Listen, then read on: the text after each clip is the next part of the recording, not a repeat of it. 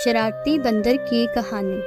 جنگل میں 3 دوست رہتے تھے، بندر، مونو، ہاتھی ٹمبو اور خرگوش چمپو۔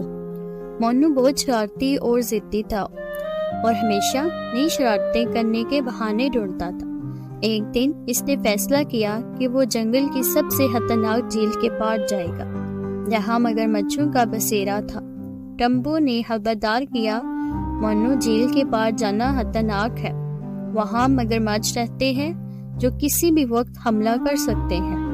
چمپو نے بھی کہا، ہاں مونو، تمہیں اپنی شرارتوں سے باز آنا چاہیے۔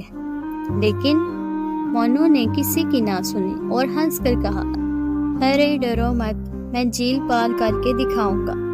مونو نے اپنی چالاکی سے درخت کی ایک شاخ پر اچھل کر جھیل کے پار جانے کی کوشش کی، لیکن جیسے ہی وہ شاخ پر گیا، شاخ ٹوٹ گئی اور مونو سیدھا جھیل میں گر گیا۔ مگرمچھ مونو کی طرف تیزی سے بڑھنے لگے۔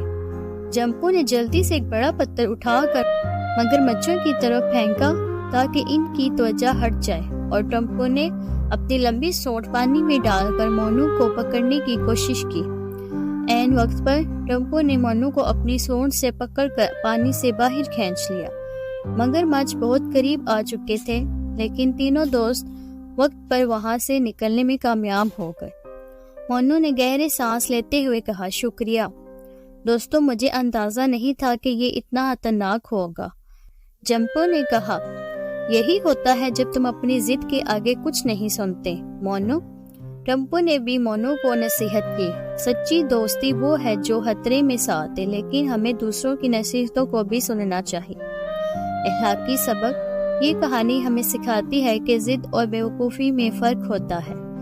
شرارتیں کرنے کی بجائے ہمیں دوسروں کی بات سننی چاہیے اور احتیاط برتنی چاہیے، خاص طور پر جب دوست ہماری حفاظت کی فکر کرتے ہیں۔